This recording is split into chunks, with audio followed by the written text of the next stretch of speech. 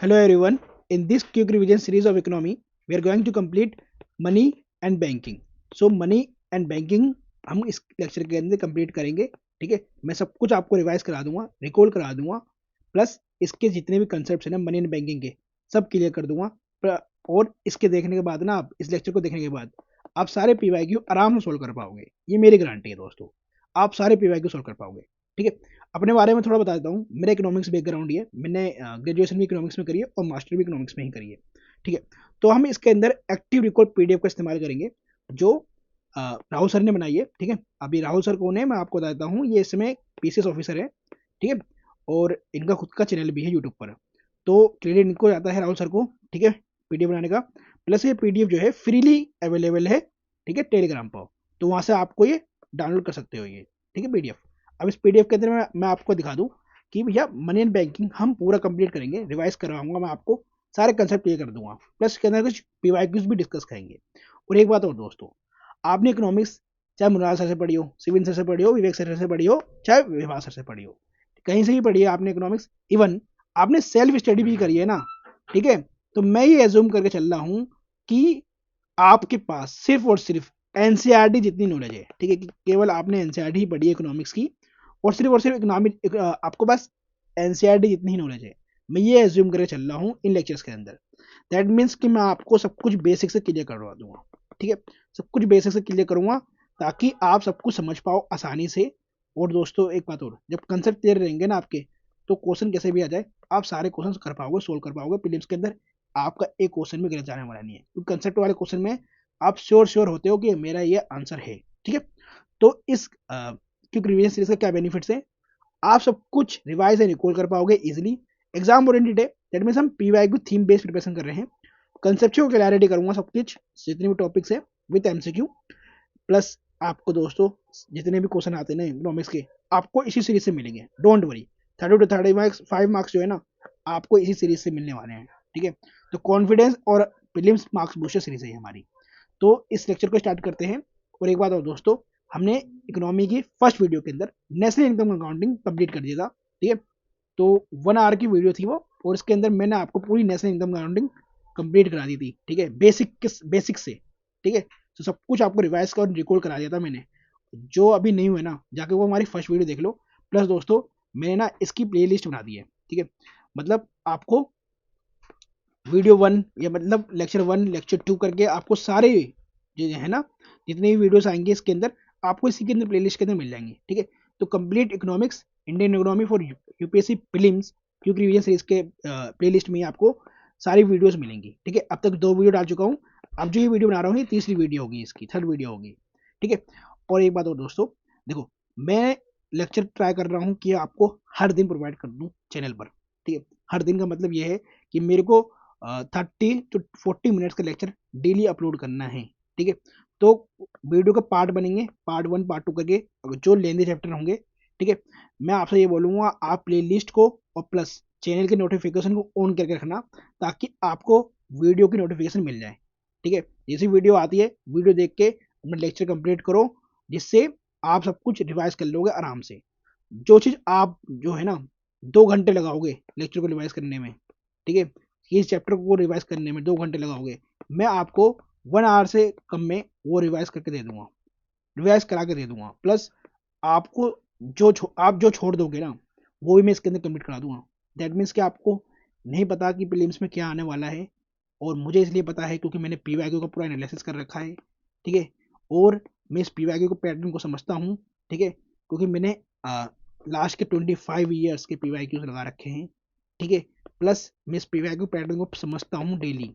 ठीक है, डेली से प्रैक्टिस करता हूँ. एंड मैंने अदर एग्जाम्स के भी पीवाईक्यूज लगाए हैं, प्रीवियस ईयर के पेपर लगाए हैं, तो मैं जानता हूँ कि भैया यूपीएससी किस तरीके से क्वेश्चन बनाती है. और ये क्वेश्चन मेरे लिए इतने टफ नहीं होते इकोनॉमिक्स के, क्योंकि मेरा बैकग्राउंड भी इकोनॉमिक्स रहा है.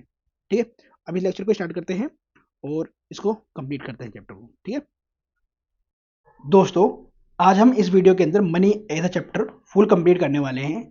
ठीक है, यूपीएससी ने अब तक जितने भी क्वेश्चन पूछे हैं, ठीक है, लास्ट 25 ईयर्स के अंदर आप सारे क्वेश्चन सोल्व कर पाओगे इजीली, बहुत ही प्यार से. ठीक है, इस वीडियो कंप्लीट करने के बाद, क्योंकि मैं आपको इसके अंदर सारे कंसेप्ट मनी से रिलेटेड सारे कंसेप्ट समझा दूंगा. ठीक है, और इतने प्यार से समझाऊंगा कि आप कभी ज़िंदगी में नहीं भूलने वाले, ठीक है? ये मेरी गारंटी है दोस्तों, ठीक है? और हाँ, एक बात और दोस्तों, हम ना standard resource as a book इस्तेमाल कर रहे हैं हम नितिन सिंघानिया सर की, ठीक है? इनकी आप 2 बुक पढ़ते हो, ठीक है? एक तो आर्ट एंड कल्चर की, ठीक है? एंड सेकंड पढ़ते हो इंडियन इकोनॉमी की, ठीक है? अब इनके बारे में बता दूँ सर के बारे में, देखो इन्होंने भी ना मास्टर्स प्लस अपनी ग्रेजुएशन इकोनॉमिक्स में की है, तो इनको इनको इकोनॉमिक्स की बहुत अच्छी नॉलेज है, ठीक है? इनकी दोनों बुक फेमस है, एक तो इंडियन इकोनॉमी की, ठीक है? And second art and culture की, ठीक है? तो हम इसके अंदर मनी कंप्लीट करने वाले हैं, ठीक है? बैंकिंग का कुछ पार्ट हम इसी वीडियो के अंदर कंप्लीट करेंगे, देन इसकी सेकंड वीडियो आपको एक दिन के अंदर ही मिल जाएगी, जिसके अंदर हम पूरा बैंकिंग से रिलेटेड सब कुछ कंप्लीट कर देंगे, ठीक है? अब हम आते हैं एक्टिव रिकॉल पीडीएफ के अंदर। अब देखो इसके अंदर मैं आपको मनी के बारे में इंट्रोडक्शन दूंगा, ठीक है? डिफाइन करूंगा मनी को, इसके इकोनॉमिक रोल को, ठीक है? जो इसका रोल है इकोनॉमिक ट्रांजेक्शन के अंदर, ठीक है? मनी कैसे इवॉल्व हुआ, ठीक है? कैसे सेव करा इसने मॉडर्न इकोनॉमी को, ठीक है? मीडियम ऑफ एक्सचेंज क्यों बोलते हैं, मेजर ऑफ वैल्यू क्या है मनी का, मनी सप्लाई कंप्लीट कराऊंगा, ठीक है? फिर फंक्शन ऑफ मनी पर कंप्लीट कराऊंगा। एक बात और दोस्तों, एक्सचेंज रेट सिस्टम की ना एक सेपरेट वीडियो आएगी, जिसके अंदर मैं आपको पूरा ग्राफ से समझाऊंगा और इस तरीके से पढ़ाऊंगा दोस्तों, जो मैंने अपने ग्रेजुएशन में सीखा है ना, इकोनॉमिक्स ऑनर्स में जो मैंने सीखा है सब समझा दूंगा, ठीक है? जो यूपीएससी में काम की चीज़ें वही पढ़ाऊंगा, इसके ज़्यादा नहीं पढ़ाऊंगा, ठीक है? और दोस्तों इस तरीके से पढ़ाऊंगा कभी आप लाइफ में नहीं भूलोगे आप, ठीक है?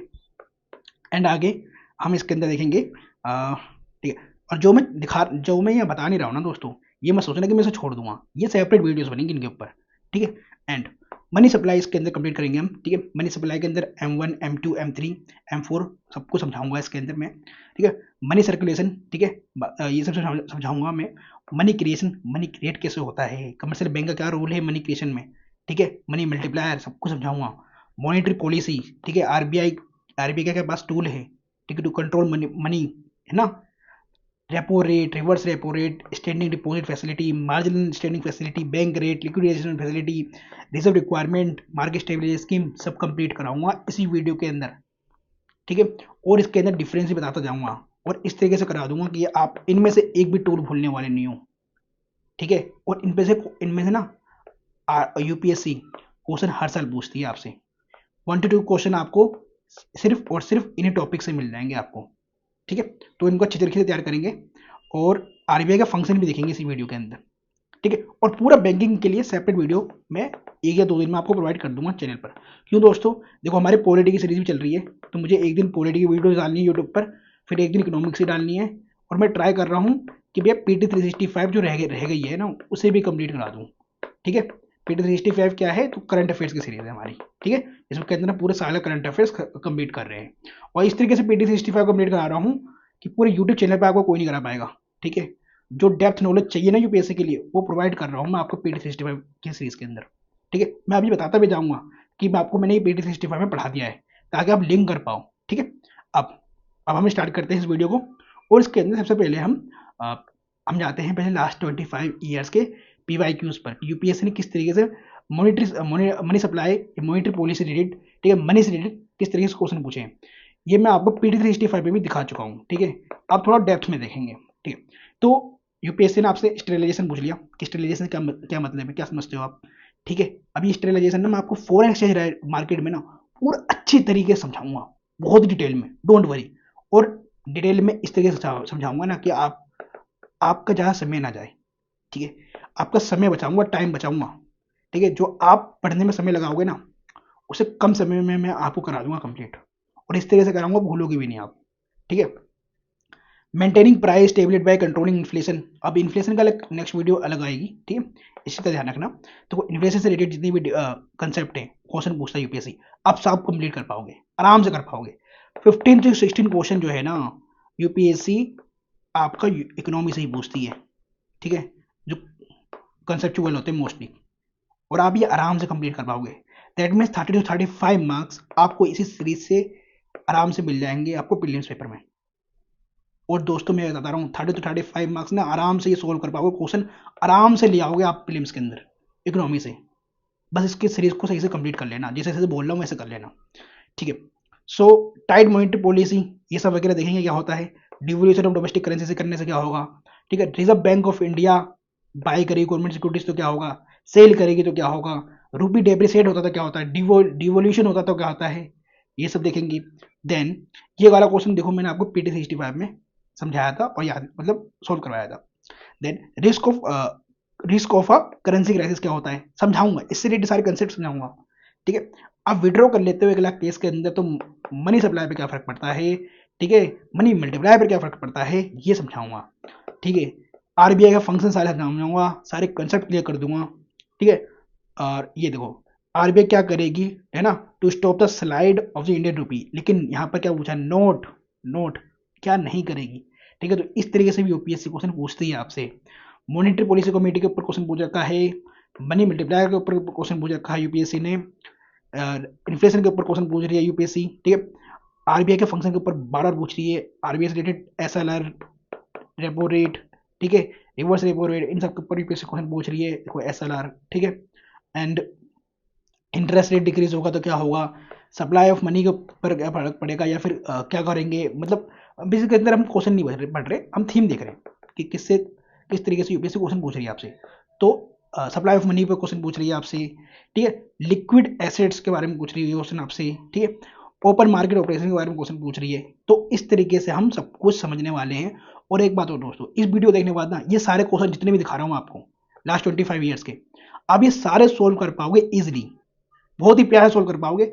और आप मुझसे खुद बोलोगे इस वीडियो के कमेंट बॉक्स के अंदर, यस सर मैं आराम से इन क्वेश्चन को सोल्व कर पा रहा हूँ। ठीक है, आप ये खुद बोलोगे। ठीक है, अब हम वीडियो को स्टार्ट करते हैं। और सबसे पहले हम नितिन सिंघानिया सर से ना, सर की बुक से जितने भी मनी से रिलेटेड कंसेप्ट हैं इनको समझाऊंगा मैं आपको। ठीक है, प्लस एग्जाम्पल भी दूंगा, रियल लाइफ एग्जाम्पल, ताकि आप भूलो ना। ठीक है, और साथ में हम कोचिंग के भी मटेरियल्स का इस्तेमाल करेंगे। ठीक है, जिसके अंदर मैं आपको शॉर्ट रिवीजन के लिए मैं इस पीडीएफ का इस्तेमाल करूंगा, ताकि आपका शॉर्ट में रिवीजन हो जाए आराम से। ठीक है, और ये सारी पीडीएफ मैं आपको टेलीग्राम चैनल पर प्रोवाइड कर दूंगा। ठीक है, टेलीग्राम चैनल पर आराम से प्रोवाइड कर दूंगा सब कुछ। ठीक है, अब स्टार्ट करते हैं दोस्तों। देखो जो यूपीएससी के लिए इंपॉर्टेंट है ना, हम वो पढ़ रहे हैं क्योंकि ये रिवीजन सीरीज है। ठीक है, तो इसके अंदर डेफिनेशन ऑफ मनी वगैरह नहीं पढ़ रहे, इतना तो मैं समझता हूँ कि आपको पता होगा। ठीक है, तो फंक्शन ऑफ मनी आपको पता होना चाहिए कि मीडियम ऑफ एक्सचेंज होता है ये, यूनिट ऑफ अकाउंट हो सकता है, स्टोर ऑफ वैल्यू हो सकता है मनी, आपका स्टैंडर्ड ऑफ डेफर्ड पेमेंट्स होता है। अभी स्टैंडर्ड ऑफ डेफर्ड पेमेंट्स आपको पता होना चाहिए। ये फैसिलिटेट करता है क्रेडिट ट्रांजेक्शन को। क्रेडिट ट्रांजेक्शन समझते हो ना, लोन वगैरह। दैट मीन्स कि present goods are exchange against future payment. ठीक है, दैट मीन्स कि आप जो टाइम के आपके जो गुड्स है ना, आप उनको एक्सचेंज कर सकते हो। ठीक है, फ्यूचर पेमेंट्स के अगेंस्ट। ठीक है, ये होता है आपका स्टैंडर्ड ऑफ डेफर्ड पेमेंट्स। ये आपको मैं अभी एक्सप्लेन और अच्छी तरीके से करूंगा नितिन सिंघानिया में। ठीक है, डोंट वरी। आगे बढ़ते हैं। अब देखो मनी हमारा कैसे इवॉल्व हुआ, तो पहले आपको पता था वाटर सिस्टम था। ठीक है, एंशिएंट के टाइम पे चले जाओ, मतलब वाटर सिस्टम का मतलब कमोडिटीज ट्रांजेक्शन करते थे ना, कमोडिटीज का। ठीक है, मेटालिक आया, मेटालिक में हमने गोल्ड सिल्वर कॉपर निकल इन सब का एक्सचेंज किया। देन हमारे पास आ गया पेपर मनी। ठीक है, मॉडर्न टाइम में पेपर मनी में क्या है आपका, करेंसी होती है ये। ठीक है, कैसी होती है करेंसी, तो नोट्स होती हैं, कॉइन्स होते हैं। ठीक है, ये हो गया आपका paper money. Plastic money, plastic money में आपको क्या मिलेगा, क्रेडिट कार्ड मिलेगा, डेबिट कार्ड मिलेगा। ठीक है, क्रिप्टो, क्रिप्टो और नया है। ठीक है, क्रिप्टो क्या होता है, like any other currency unit of account. ठीक है, they only have value because people give it value. ठीक है, अब क्रिप्टो मनी के ऊपर ना आपके यूपीएससी ने क्वेश्चन पूछ रखा है। ठीक है, तो इसको थोड़ा और डिटेल में पढ़ेंगे हम। ठीक है, नितिन सिंघानिया में। ठीक है, अब आगे बढ़ते हैं। तो पेपर नोट्स क्या हमारे जो हैं इंट्रिंसिक वैल्यू होती है उनकी, नहीं होती। ठीक है, they do not have intrinsic value. अभी इंट्रिंसिक वैल्यू क्या होता है, इंट्रिंसिक मतलब होता है मेटालिक, जैसे कि गोल्ड, गोल्ड की इंट्रिंसिक वैल्यू होती है। ठीक है, सिल्वर, सिल्वर की इंट्रिंसिक वैल्यू होती है। ठीक है, लेकिन जो करेंसी नोट्स होते हैं या कॉइन्स होते हैं ये फिएट मनी होते हैं। अभी फिएट मनी पता होना चाहिए, फिएट मनी क्या होता है। ठीक है, तो fiat money money nothing but, इसकी गारंटी जो है ना करेंसी नोट्स की, ठीक है, ये प्रोवाइड करता है कौन, इशूइंग अथॉरिटी। अब इशूइंग अथॉरिटी यहाँ पर कौन है, तो ये गवर्नर है ऑफ आरबीआई, क्योंकि उनके साइन आते हैं नोट्स के ऊपर। ठीक है, आप नोट देखोगे 500 या किसी का भी नोट्स देखोगे तो वहां पर गवर्नर के साइन होते हैं। ठीक है, गवर्नर ये आपको गारंटी देता है कि भैया जो ये नोट है ना आपके पास, ये एक्सेप्टेबल है इन इंडिया के अंदर। ठीक है, मतलब कोई सिटीजन आपको मना नहीं कर सकता इस नोट से लेने के लिए। ठीक है, मतलब ट्रांजेक्शन पर्पज के लिए कोई करेंसी मना नहीं कर सकता। ठीक है, RBI will be responsible for giving the person purchasing power equal to the value printed on the note. ठीक है, तो फिएट मनी समझ में आ गया आपको।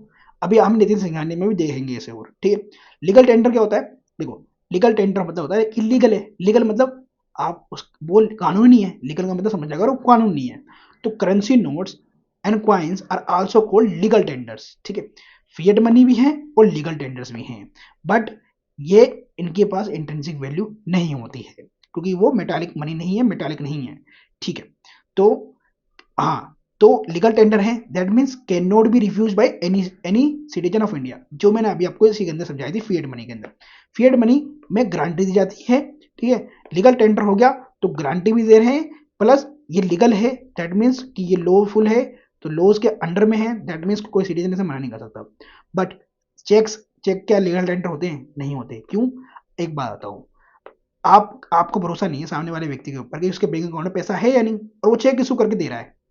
जब आपको भरोसा नहीं है ना, तो आप उसका चेक ले लोगे क्या? एक्सेप्ट कर लोगे? नहीं, क्योंकि आप मुझे केस में ला कर दो भाई, मैं केस में ले लूंगा मनी, ठीक है, चेक में नहीं लूंगा। क्या पता आपके बैंक में पैसा ना हो और ये चेक जो है बाउंस हो जाए, ठीक है, चेक बाउंस हो जाएगा, दैट मीन्स कि आपकी पेमेंट रुक जाएगी, ठीक है। तो चेक्स आर फिड्यूसरी मनी होते हैं, ठीक है, लीगल टेंडर नहीं होते, फिड्यूसरी मनी होते हैं चेक्स, ठीक है। ये नोट कर लो अपनी बुक के अंदर, ठीक है। वैसे आपकी बुक में लिखा होगा, जो भी आप पढ़ रहे हो उस बुक में लिखा होता है, बट आप हाईलाइट कर लो इन सभी चीज़ों को, ठीक है। तो these are the accepted as a means of payment on the basis of trust between the payer and the pay, ठीक है। कोई मैंने अभी आप बात आपको समझाई कि आपको भरोसा नहीं हो रहा कि सामने वाले व्यक्ति के अकाउंट में बैलेंस है या नहीं, ठीक है, जो भी वो चेक इशू कर रहा है कितने अमाउंट का, ठीक है। तो यह ट्रस्ट के ऊपर होता है डिपेंड, ठीक है, चेक, ठीक है। तो ये फिड्यूसरी मनी होगा, लीगल टेंडर नहीं होगा। लीगल टेंडर आपका केस है, केस में तो कोई मना नहीं कर सकता, ठीक है, इस पे ये लीगल टेंडर है, ठीक है। केस की तो वैल्यू दे रहा है ना, कौन दे रहा है वैल्यू? आरबीआई गवर्नर, ठीक है, ठीक है, गवर्नर ऑफ आरबीआई, ठीक है। चलो अब आगे बढ़े। अब ये सब चीजें ना हम नितिन सिंह के में अगेन देखेंगे अभी, डोंट वरी। अच्छा, हम डिमांड क्यों करते हैं मनी की? आप बताओ। ट्रांजेक्शन पर्पज के लिए तो करते हैं, ठीक है, तो ट्रांजेक्शन के लिए करते हैं, ठीक है। सेकंड, स्पेक्यूलेटिव डिमांड के लिए भी करते हैं, अब ये समझाऊंगा अभी। अब इसके अंदर ना एक चीज और नहीं लिखी हुई कि ट्रांजेक्शन प्लस स्पेक्यूलेटिव प्लस प्रिक्यूशनरी, ठीक है। अभी प्रिक्यूशनरी क्या होता है? देखो, प्रिक्यूशनरी होता है, देखिए कोविड-19 आ गया, ठीक है, तो उस समय हमने ना प्रिकॉशनरी डिमांड ज़्यादा करी मनी की। हाउ? देखो, सबको पता था कि भैया अभी जो है कोविड है, दैट मीन्स कि भैया हेल्थ कंडीशन खराब होने की चांसेस है, ठीक है, फैमिली मेम्बर्स की, किसी की भी। तो हमें पैसा जो है ना अपने जो है, जो इलाज के लिए पैसा है ना, ठीक है, हमें प्रिकॉशन के लिए जो पैसा है ना बचा के रखना पड़ेगा, ताकि हम अपना जो ये मनी है इसको सेव रखें, ताकि हम अपने हेल्थ के ऊपर इसे खर्च कर सके अगर हमें नीड पड़ेगी तो। दैट मीन्स कि आपने मनी को डिमांड इसलिए करी क्योंकि आपकी डिमांड अभी ट्रांजेक्शन में नहीं थी, ठीक है, अभी आपको कोई ट्रांजेक्शन नहीं करना, आपको कुछ खरीदना नहीं है, ठीक है। स्पेकुलेटिव डिमांड भी नहीं है कि आपको सेविंग इसलिए कर रहे हो ताकि आप इंटरेस्ट कमा सको, नहीं। आपने पैसा इसलिए बचाया क्योंकि आपको डर था कि भैया कोविड है ना, या फिर बीमार हो सकता है कोई घर में व्यक्ति, ठीक है, या फिर कुछ भी, ठीक है, कोई हायर एजुकेशन करना है किसी को, तो आपने प्रिकॉशनरी डिमांड करी, ठीक है, कि मुझे इस मनी की इन फ्यूचर में जरूरत पड़ सकती है, तो आपने उसका डिमांड किया, मनी का डिमांड करा और उसको उसे बचा कर रखा पैसे को। दैट इज कि मनी का डिमांड हम तीन पर्पज के लिए करते हैं। एक होता है ट्रांजेक्शन पर्पज के लिए, कोई भी सामान हमें खरीदना होता है, ठीक है, ठीक है, तो ये डिपेंड करता है इनकम पे भी, ठीक है। और सेकंड हम करते हैं स्पेकुलेटिव, ठीक है, क्योंकि हम स्पेकुलेटिव इसलिए करते हैं क्योंकि हम देखते हैं कि भैया बैंक जो है इंटरेस्ट रेट घटा रही है बढ़ा रही है, ये इस पर डिपेंड करता है। हाउ? देखो, आप सेविंग ज़्यादा करोगे अगर आपको सेविंग अकाउंट में आपके ज़्यादा इंटरेस्ट रेट मिल रहा है, ठीक है। क्यों? आप ये देखोगे मुझे इंटरेस्ट मिल रहा है, मैं पैसा ज़्यादा कमा लूंगा इंटरेस्ट से, ठीक है, तो आप सेव करोगे वैसा। अगर वही बैंक इंटरेस्ट कम कर दे, दैट मीन्स कि आपको ज़्यादा इंटरेस्ट नहीं मिलेगा, तो आप क्या करोगे? बैंक से पैसा निकाल लोगे और उसका ट्रांजेक्शन पर्पज के लिए यूज़ करोगे, ठीक है, या कहीं और पैसा लगाओगे, ठीक है। तो ये होता है स्पेकुलेटिव डिमांड फॉर मनी। आगे बढ़ते हैं। अब देखो, the supply of money at any point of time consist of. अभी देखो, सप्लाई ऑफ मनी जो है ना, मैं अभी आपको नीति सिखाने में और अच्छी तरह समझाऊंगा, ठीक है। तो करेंसी विद पीपल होता है, ठीक है, सप्लाई ऑफ मनी के अंदर, ठीक है। इसके अंदर हम नोट्स और कॉइन्स देखते हैं। Demand deposit with the bank, saving account होता है हमारा, करंट अकाउंट होता है बैंक के अंदर, plus time deposit with the banks, ठीक है, फिक्स डिपॉजिट करते हैं ना, तो टाइम डिपॉजिट होता है, एक पर्टिकुलर टाइम के बाद ही वो पैसा हमें वापस मिलता है, ठीक है, उसके साथ इंटरेस्ट भी मिलता है हमें अच्छा खासा, ठीक है। एक बात और, देखो, करेंसी नोट जो है इशू करता है RBI, coins are issued by the government of India under the currency and coinage act. ये अभी आगे और पढ़ाऊंगा मैं आपको, ठीक है। मेजर ऑफ मनी सप्लाई को कैसे मेजर करते हैं हम कि भैया इकोनॉमी के अंदर इस टाइम कितना मनी है, कितना है मनी, कितना मनी है इस समय, तो मेजर कैसे करेंगे, तो हमने ये चार्ट रूल बनाए M1 M2 M3 M4, ठीक है, ये भी आगे और समझाऊंगा अभी नितिन सिंघानिया में, ठीक है। तो मनी का क्रिएशन कैसे हुआ, ठीक है, तो बैंकिंग सिस्टम ही करता है। अभी मनी मल्टीप्लायर भी समझाऊंगा आपको, ठीक है, डोंट वरी। अभी हम क्विक रिवीजन कर रहे हैं। तो आप जो हो डिपॉजिटर हो, तो आप बैंक में पैसा जमा करोगे, तो people make deposit, people also withdraws money and get interest, ठीक है, सेविंग अकाउंट में आपको इंटरेस्ट भी मिलता है, ठीक है। People take loans, people loans भी लेती हैं, तो people are borrowers also, people repay loans with interest, people repay भी करती हैं, तो ये सब काम तो आपको पता है, ठीक है, बैंक के साथ होता है, ठीक है।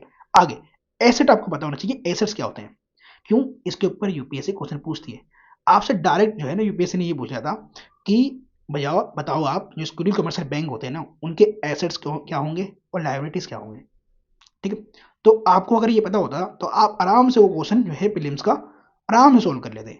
तो देखो एक बात मैं बताता हूँ दोस्तों आपको, एक बात आओ, आप जो डिपॉजिट जमा करते हो, पैसा जो जमा करते हो अपने अकाउंट के अंदर, क्या वो बैंक का पैसा होता है, नहीं, बैंक का पैसा नहीं होता, मतलब वो बैंक की लायबिलिटी होती है कि उसे वापस करना है आपको।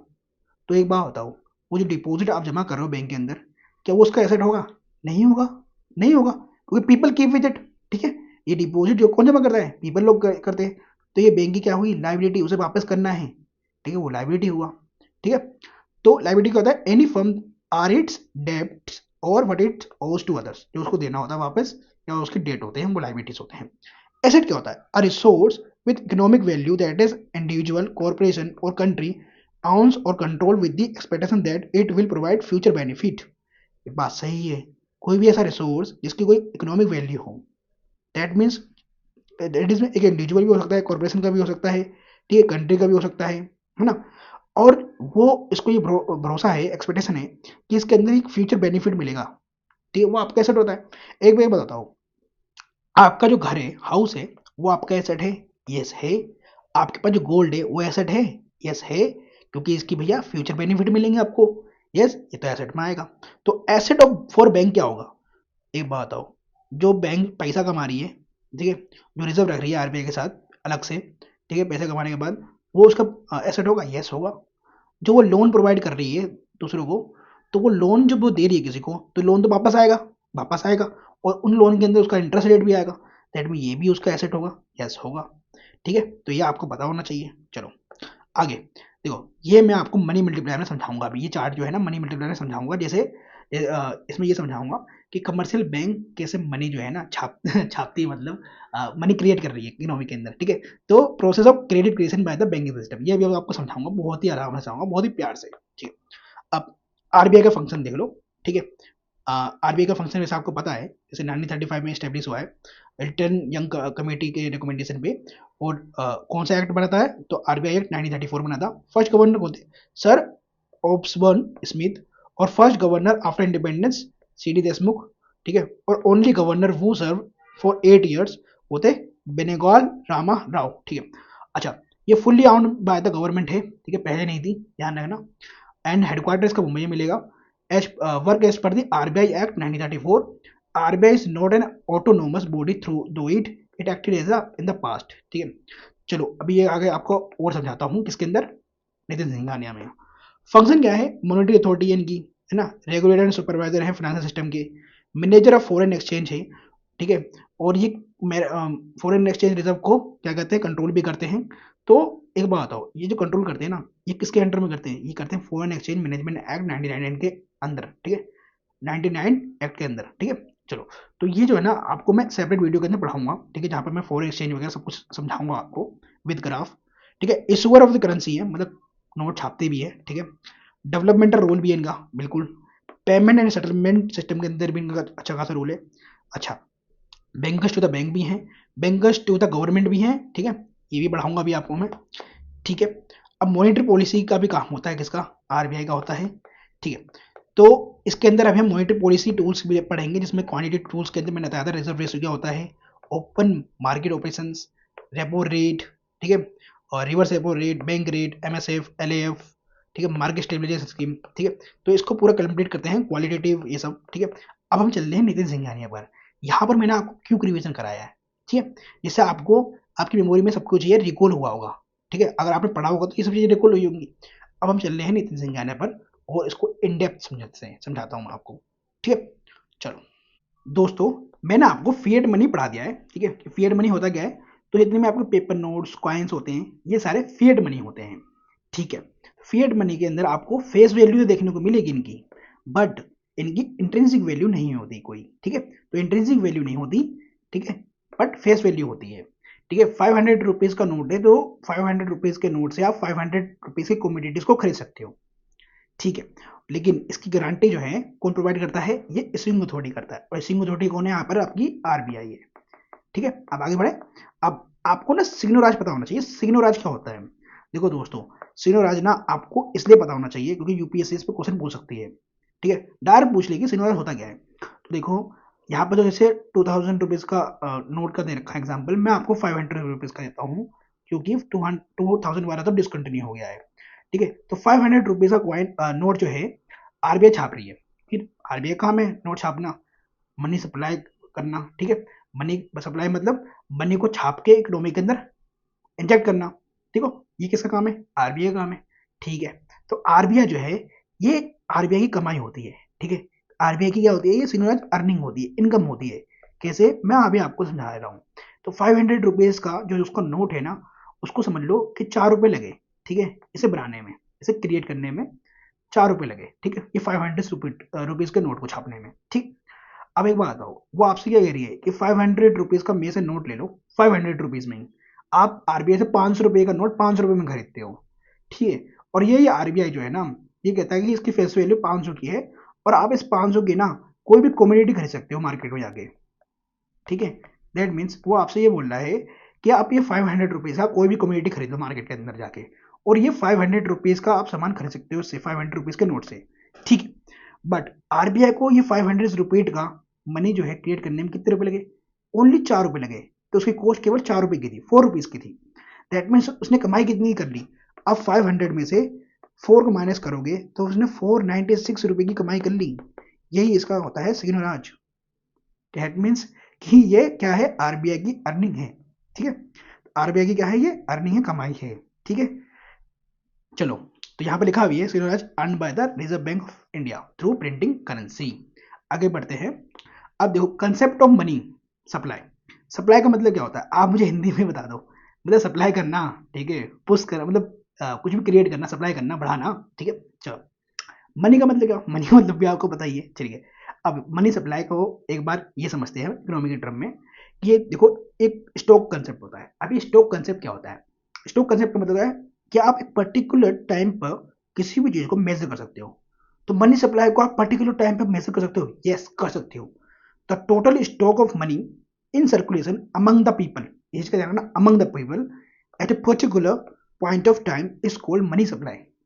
मतलब मनी सप्लाई किसे कहते हैं हम, कि भैया ये जो है ना, जो भी मनी होता है, देखिए पब्लिक पब्लिक के पास, ठीक है, पब्लिक के पास जो भी मनी होता है ना, एक पर्टिकुलर पॉइंट ऑफ टाइम के टाइम, मतलब अगर मैं आज का अभी का बता सकता हूँ मनी सप्लाई, यस बता सकता हूँ, कैलकुलेट कर सकता हूँ।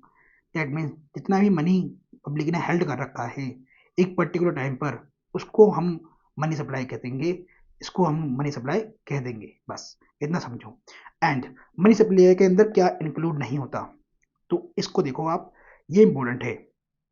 Supply of money does not include the stock of money held by the government. इस चीज को ध्यान रखना भैया, जो गवर्नमेंट पैसा रखती है ना, ठीक है, जो हेल्ड करती है अपने पास, वो मनी सप्लाई के अंदर आप कैलकुलेट नहीं करोगे, और bye the banking system of the country. यहाँ ध्यान रखना, ये banking system of the country बोल दिया है, ठीक है। तो जितने भी पैसा है बैंकिंग सेक्टर, ठीक है, और क्या कहते हैं आपका गवर्नमेंट रखती है अपने पास, वो सब हम मनी सप्लाई के अंदर कैलकुलेट नहीं करेंगे, इसका ध्यान रखना। लेकिन यहाँ पर एक बात लिखी हुई है, apart from the demand deposit. अभी डिमांड डिपॉजिट क्या होता है, देखो डीडी आप बनवाने जाते हो ना बैंक के अंदर, वही होता है, ठीक है, डिमांड डिपॉजिट, ठीक है। अब ये इंक्लूड क्यों नहीं होता मनी सप्लाई के अंदर, इसका रीजन है because they are the suppliers and producer of the money, ठीक है। इसलिए तो मनी सप्लाई के अंदर इंक्लूड नहीं करते, ये वाला जो गवर्नमेंट अपने पास पैसा रखती है, जो बैंकिंग सिस्टम में पैसा है उनके पास, क्यों, क्योंकि वो सप्लायर है ना मनी का, ठीक है, प्रोड्यूसर है मनी के, मनी को खुद बना रहे हैं वो, तो हम उसको मनी सप्लाई में कैलकुलेट कैसे कर सकते हैं। भाई मनी सप्लाई हम किसे बोल रहे हैं, जो पब्लिक के पास है, पब्लिक इससे क्या कर रही है, डिमांड कर रही है, कमोडिटीज का डिमांड कर रही है, मनी का डिमांड कर रही है, अब जो गवर्नमेंट के पास पैसा है, बैंकिंग सिस्टम के पास पैसा है, उससे थोड़ी ना सामान खरीद रही है गवर्नमेंट पब्लिक, ठीक है। इसलिए क्योंकि वो सप्लायर है मनी के, प्रोड्यूसर है मनी के, therefore stock of money held by them is not a part of stock of money held by the people. ठीक है दोस्तों, ये आपको बहुत इंपॉर्टेंट है और ये कंसेप्चुअलिटी होनी चाहिए आपकी। ठीक है दोस्तों, यूपीएससी पे भी क्वेश्चन पूछ सकती है आपसे, तो ये इंपॉर्टेंट है। और एक और काम करूंगा मैं आपके लिए, मैं ये सब चीज़ें ना आपको सेव करके पीडीएफ आपको टेलीग्राम चैनल पर प्रोवाइड कर दूंगा, ठीक है, ताकि आप चीज़ें रिकॉल कर पाओ आसानी से। ठीक है, tools to measure money supply. तो हमने टूल्स बनाए कि भैया मैं मनी सप्लाई को ना क्या करना है, मेजर करना है।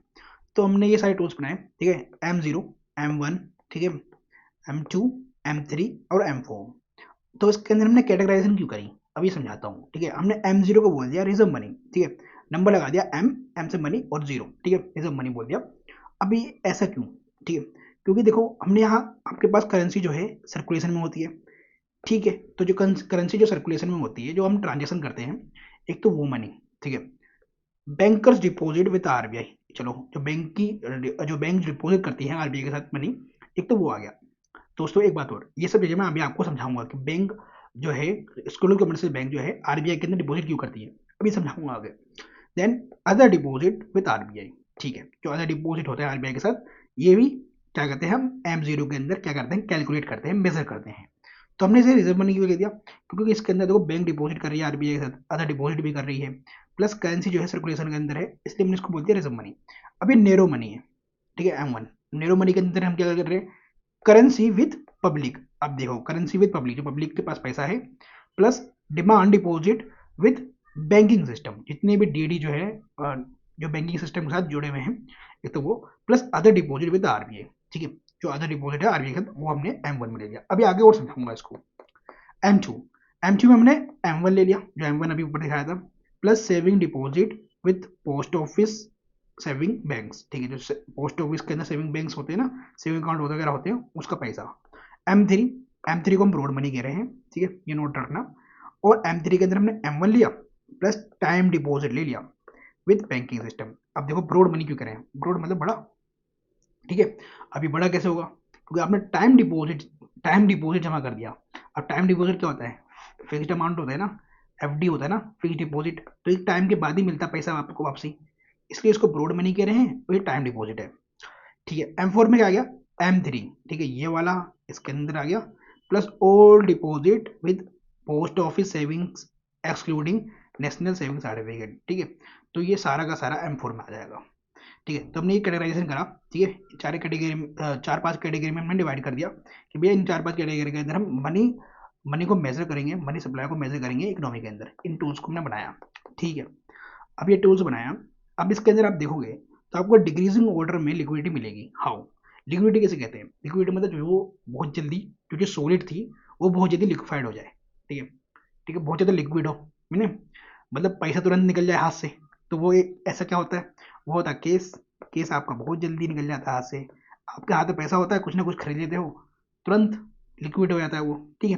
तो सबसे ज़्यादा लिक्विड कौन सा होगा, वो M0 होगा, क्योंकि आप वो सब ट्रांजेक्शन के अंदर है, जितना भी सर्कुलेशन है ट्रांजेक्शन के अंदर, वो कैश में होगा, या फिर आप जो यूपीआई वगैरह करते हो तुरंत ट्रांजेक्शन हो जाते हैं, तो वो सारा M0 होगा, तो वो लिक्विडिटी ज़्यादा होगा उसकी। और इसके ऊपर यूपीएससी ने क्वेश्चन भी पूछा था आपसे, ठीक है। देन M1 होगा, फिर M2 होगा, फिर M3 होगा, फिर M4 होगा। अब ये मैं बता रहा हूँ उसका रीजन, देखो M1 ज़्यादा M0 ज़्यादा होगा, ठीक है, लिक्विडिटी में, क्योंकि करेंसी इन सर्कुलेशन है, ये सर्कुलेशन में है, ये ट्रांजेक्शन हो रहा है। फिर M1 क्यों होगा लेस लिक्विड, क्योंकि इसमें बोल दिया करेंसी विथ पब्लिक, मतलब करेंसी तो पब्लिक के पास पैसा है तो वो सेविंग भी करती है, जो सेविंग करती है उसका यूज नहीं करती, इसलिए लेस लिक्विड होगा। देन M2 क्यों लेस लिक्विड होगा, क्योंकि ये इसके अंदर M1 आ गया, plus saving deposit with post office भी आ गया, ठीक है, तो ये लेस लिक्विड होगा। देन M3 क्यों लेस लिक्विड होगा, क्योंकि इसमें टाइम डिपॉजिट आ गया, एफडी आ गया, ठीक है, तो ये पैसा तो एक टाइम पीरियड के बाद ही यूज करोगे, ठीक है। फिर ये होगा लेस कि इसके अंदर M3 भी आ गया, और इसके अंदर फिर ओल्ड डिपॉजिट में तो पोस्ट ऑफिस सेविंग बैंक भी आ गया, ठीक है, इसलिए लेस लिक्विड होगा। समझ में आ गया, आगे बढ़े, चलो।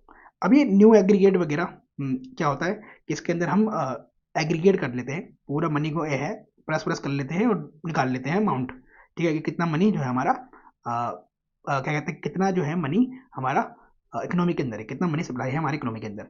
तो हमने ये न्यू मॉनेटरी एग्रीमेंट्स बनाए, NM1, NM2, NM3, ठीक है। तो इसमें क्या होता है, currency with public demand deposit with banking system plus other deposit. तो ये होता क्या है, ये देखो, ये होता है CC DD प्लस OD, ठीक है। ये आप NCERT में पढ़ते हो, ठीक है। अब इसके ऊपर ज़्यादा यूपीएससी क्वेश्चन नहीं पूछने वाली, ठीक है। तो मैं इसको इस पर ज़्यादा समय बर्बाद नहीं करूँगा, ठीक है। जो जिस पे क्वेश्चन पूछती यूपीएससी वो था M1, M0, M2, ठीक है। उसमें ब्रॉड मनी और आपको नैरो मनी, रिजर्व मनी, ये याद रखना है। अब आगे मनी मल्टीप्लायर, इस पे यूपीएससी क्वेश्चन पूछ चुकी है और इसको पूछने का चांस ज़्यादा है। तो होता है, ये रेशियो होता है ब्रॉड मनी का टू रिजर्व मनी, ठीक है। तो M3/M0 होता है, मनी मल्टीप्लायर क्या होता है, M3/M0 होता है। और ये मैं आपको समझाऊंगा अभी, ठीक है। मनी मल्टीप्लायर जो है इसका इम्पैक्ट होता है by any change in the component mention in the under M3 और M0।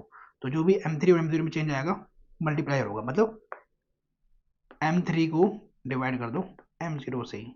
अब इसके अंदर चेंजेस आएंगे, इसके अंदर चेंजेस आएंगे, उस पर मनी मल्टीप्लायर पे इम्पैक्ट पड़ेगा। और मनी मल्टीप्लायर नाम से पता चल रहा है मनी को मल्टीप्लाई करना, ठीक है। मल्टीप्लायर का मतलब नाम से पता चल रहा है मनी को मल्टीप्लाई करना, ठीक है, मनी को क्रिएट करना।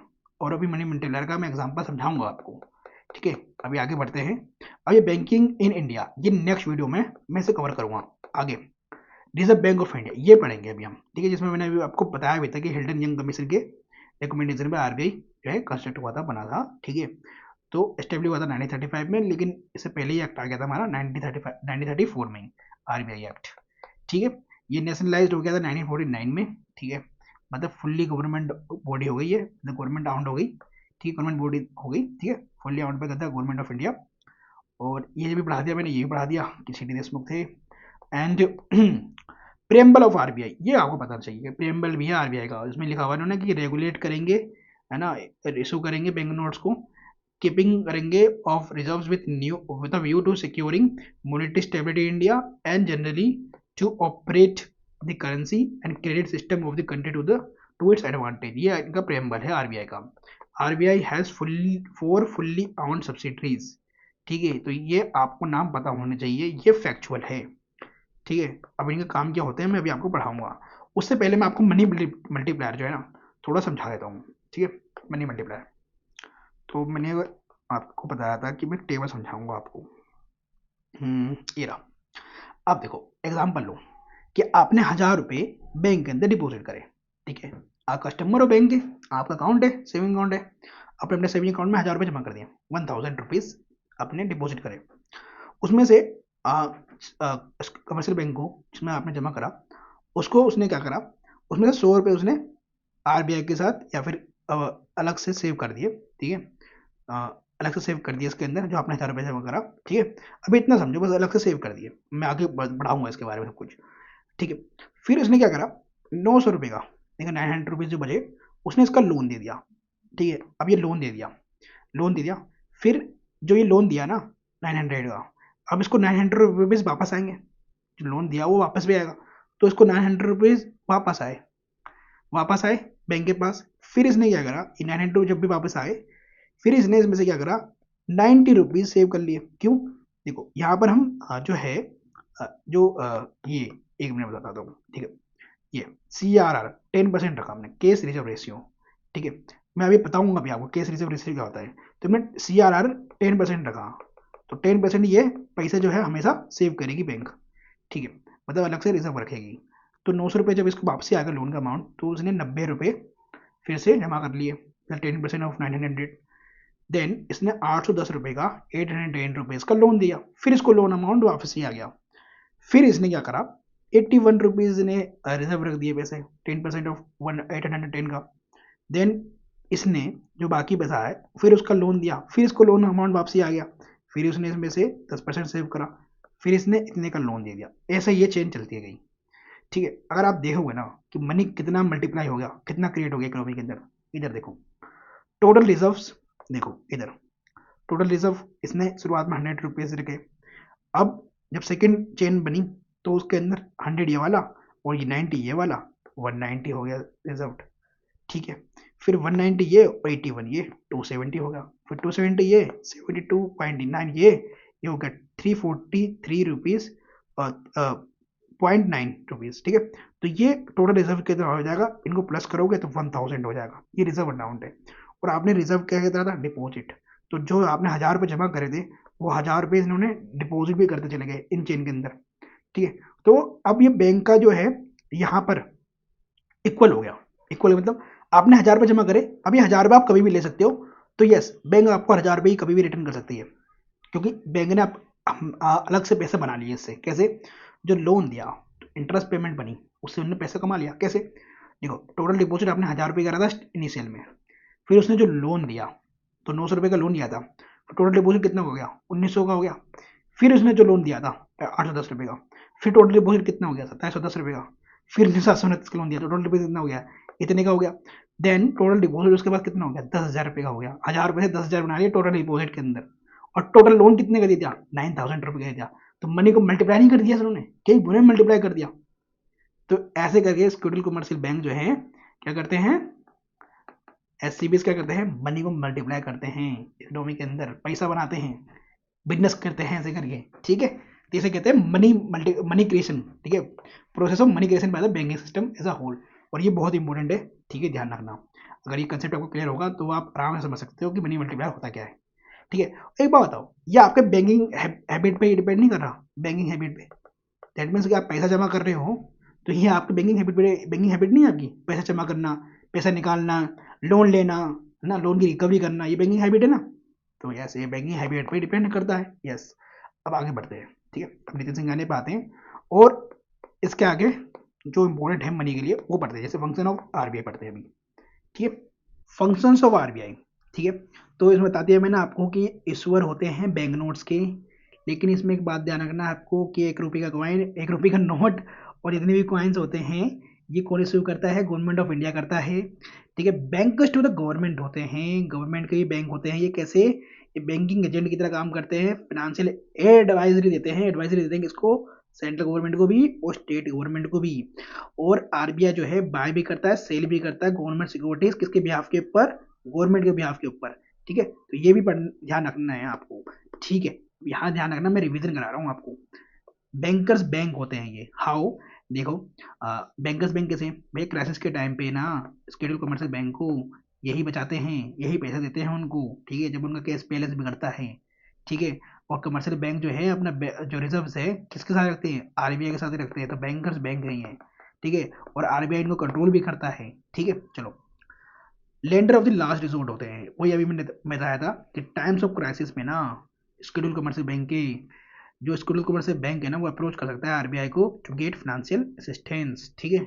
Custodian of foreign exchange reserve, अब ये ना मैं सेपरेट वीडियो के अंदर बढ़ाऊंगा, फॉरेन एक्सचेंज बढ़ाऊंगा आपको, फॉरेन एक्सचेंज मार्केट बढ़ाऊंगा ना, तो उसके अंदर ही सेपरेट बढ़ाऊंगा, ठीक है। तो ये कस्टोडियन होते हैं of national foreign exchange reserves के, ठीक है। स्टेबलाइज करते हैं रुपी एक्सटर्नल वैल्यू के, ठीक है, कि रुपी ज़्यादा डेप्रिसिएट ना कर जाए, ठीक है, रुपी ज़्यादा एप्रिसिएट ना कर जाए। ये सब चीज़ें है ना, स्टेबलाइजेशन का काम किसका होता है, आरबीआई का होता है, ठीक है। तो कंट्रोलर होते हैं क्रेडिट के, ठीक है, मनी सप्लाई के, बिल्कुल बात सही है। जब ये मनी छापने वाला काम भी ये कर रहे हैं तो ये कंट्रोल भी ये करेंगे। हाउ, भैया इनके पास टूल होता है रेपो रेट, है ना, इनके पास क्या कहते हैं एलएफ विंडोज होते हैं, ठीक है।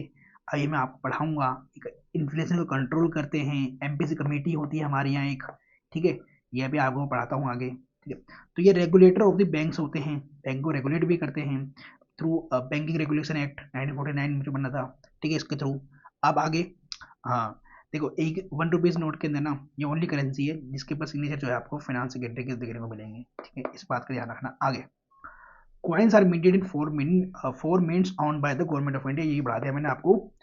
अब लाइबिलिटीज में बताया था आपको, लाइबिलिटीज ऑफ बैंक क्या होंगे, तो डिमांड डिपॉजिट होगा, यस होगा। टाइम लाइबिलिटीज होंगे, यस होगा।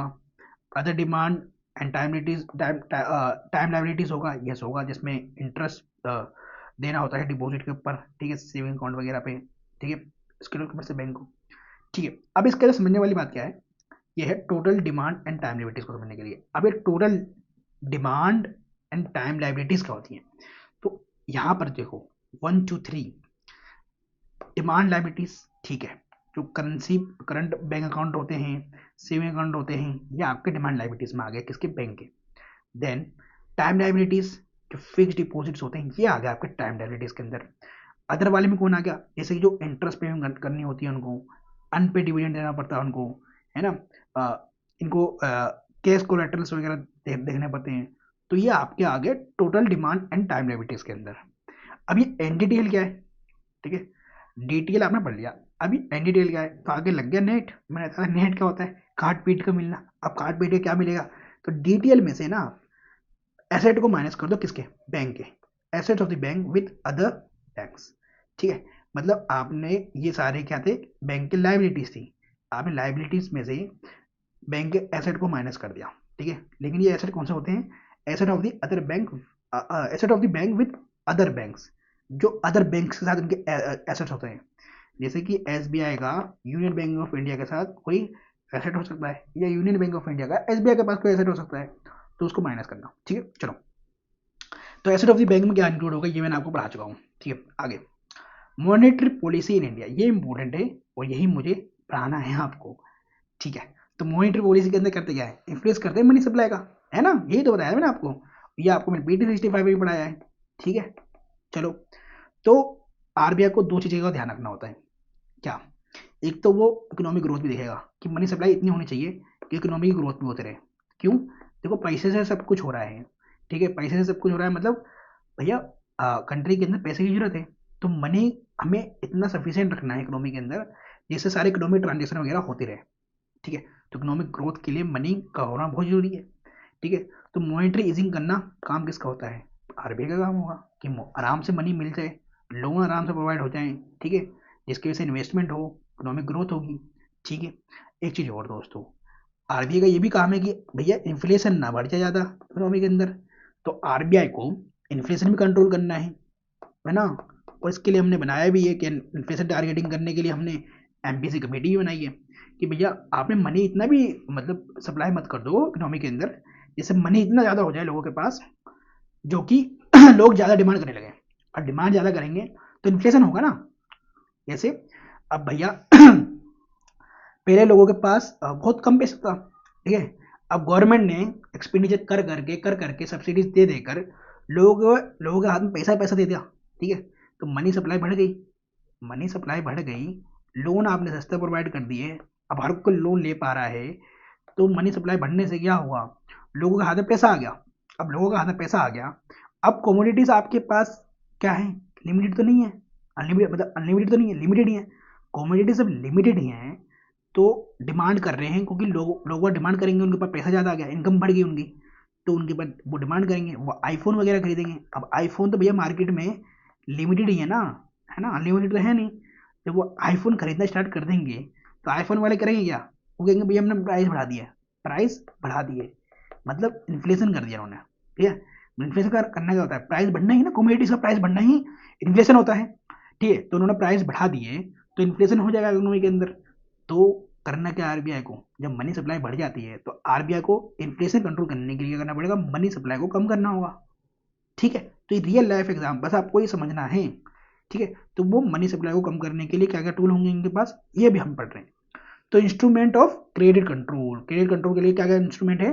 जैसे कि क्वांटिटेटिव इंस्ट्रूमेंट्स मिलेंगे आरबीआई के पास, क्वालिटेटिव इंस्ट्रूमेंट्स मिलेंगे, ये मैं आपको PT65 में पढ़ा चुका हूँ। ठीक है, आप देखो क्वांटिटेटिव इंस्ट्रूमेंट्स के अंदर क्या क्या मिलेगा टू ऑफ क्रेडिट कंट्रोल। देखो, बैंक रेंट है, बैंक रेट है, ठीक है, LF है, ठीक है, लिक्विडिटी एडजस्टमेंट फैसिलिटी, इसके अंदर हम repo rate, reverse repo rate, margin setting facility पढ़ेंगे। ऑपरेशन मार्केट है, ऑपरेशन मार्केट ऑपरेशन है, ठीक है, ओपन मार्केट ऑपरेशन है, सॉरी। रिजर्व रिक्वायरमेंट है, जैसे केस रिजर्व रेशियो है, स्टेचुटरी लिक्विड रेशियो है। ठीक है, अभी इसको वन बाय वन समझते हैं। बैंक रेट क्या होता है दोस्तों? डेफिनेशन को ध्यान से पढ़ना। क्यों बोल रहा हूँ? क्योंकि डेफिनेशन में खेल कर सकती है यूपीएससी। देखो, ये क्या होता है? Rate of interest eight which RBI provides long term loans. ध्यान रखना, ये लॉन्ग टर्म लोन्स होते हैं जो कमर्शियल बैंक को आरबीआई देती है without any approved securities. That means कि कोई कोलेटरल नहीं देना। शेड्यूल्ड कमर्शियल बैंक्स को कोई कोलेटरल नहीं देना है इस लोन के लिए। ठीक है, कोलेटरल क्या होता है? भैया हम कोई सिक्योरिटी है कुछ भी ऐसा जमा कर रहे हैं आरबीआई के पास या किसी भी व्यक्ति के पास जिससे वो लोन दे रहा है, क्यों? उसको भरोसा हो गया कि वो मेरे पेमेंट वापसी कर देगा, मेरा लोन वापसी कर देगा। तो विदाउट एनी कोलेटरल के दे रहे हैं, दैट मीन इसका रेट भी ज़्यादा होगा। यस, इसका रेट भी ज़्यादा होगा। तो ये रेपो रेट से ना 0.25% अब होता है। क्यों? भाई विदाउट एनी अप्रूव्ड सिक्योरिटीज के दे रहे हैं ना, और लॉन्ग टर्म लोन भी दे रहे हैं, तो भैया पैसा लोन भी हम इंटरेस्ट भी ज़्यादा लेंगे, तो आरबीआई इनसे लोन भी इंटरेस्ट भी ज़्यादा लेगा। तो ये 25 बेसिस पॉइंट ज़्यादा लेता है, और 25 बेसिस पॉइंट होता क्या है? 0.25% of above above the repo rate. और एक बात और, मैंने आपसे पीडी हिस्ट्री में एक बात और पूछी थी कि भाई प्राइम रेट किसे कहते हैं? प्राइम रेट बताओ, प्राइम रेट। तो प्राइम रेट रेपो रेट को ही कहते हैं। क्यों? अगर आपने रेपो रेट डिसाइड कर लिया एमपीसी ने, तो इसमें 0.25 प्लस कर दो और इसमें ही माइनस कर दो 0.25, तो बताओ क्या क्या निकल के आएगा, ये बता दो। तो इससे निकल जाएगा बैंक रेट, ठीक है, 0.25 प्लस कर दोगे, इस तरह से निकल जाएगा रिवर्स रेपो रेट, ठीक है, रिवर्स रेपो रेट, ठीक है। आगे बढ़ते हैं। अब दोस्तों लिक्विडिटी एडजस्टमेंट फैसिलिटी पढ़ते हैं। अब इसी एडजस्टमेंट फैसिलिटी के अंदर ना आपको तीन चीज मिलेंगी, repo rate, reverse repo rate और मार्जिन स्टैंडिंग फैसिलिटी, ठीक है। तो इसके अंदर आपको पढ़ना क्या है? रेपो रेट पढ़ना है पहले तो, और रेपो रेट समझ गए ना, सब समझ जाओगे। क्यों?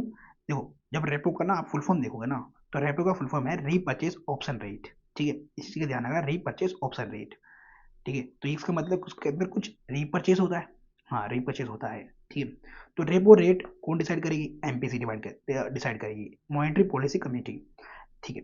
अब रेपो रेट जो भी डिसाइड है, इस पे शेड्यूल कमर्शियल बैंक को ना लोन मिल जाएगा, किससे? आरबीआई से मिल जाएगा, ठीक है, आरबीआई इनको लोन दे देगी, ठीक है। और ये होगा लोन शॉर्ट टर्म लोन, इसका ध्यान रखना, लेकिन होगा अप्रूव्ड सिक्योरिटीज पे। मैंने बैंक रेट पढ़ाया था, वहां पर कोई अप्रूव्ड सिक्योरिटीज नहीं चाहिए होते, कोई कोलेटर की जरूरत नहीं थी, लेकिन यहाँ कोलेटर जमा करना पड़ेगा किनको? शेड्यूल कमर्शियल बैंक को, किसको? किसके पास? आरबीआई के पास, तब जाके आरबीआई इनको लोन देगी, वो भी शॉर्ट टर्म लोन देगी, ठीक है, इसका ध्यान रखना। अब एक बात और, इसके अंदर रीपर्चेज ऑप्शन होता है। रीपर्चेज ऑप्शन मतलब रीपर्चेज ऑब्लिगेशन होता है, मतलब ये जो है सिक्योरिटीज आरबीआई को दे रही है, ठीक है, सिक्योरिटीज, अप्रूव्ड सिक्योरिटीज, ठीक है, अप्रूव्ड सिक्योरिटीज दे रही है, आरबीआई इनको मनी दे रहा है, पैसा दे रहा है, ठीक है, मनी दे रहा है।